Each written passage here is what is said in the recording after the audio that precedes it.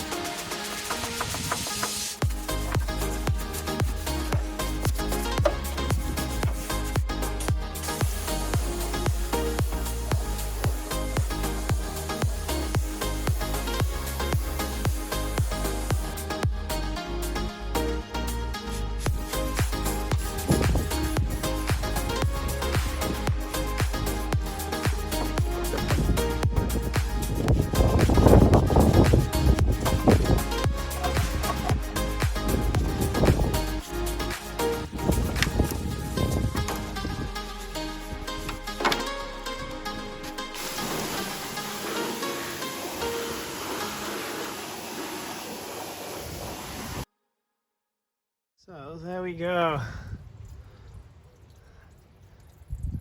That's kind of, I think, how good I'm going to get it. It's far better than it was. All the grease is gone.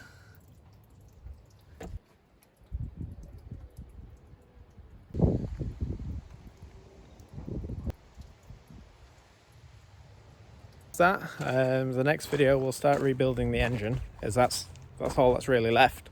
The interior is now done, the headline is now done. Yeah, stay tuned. This was really difficult to film.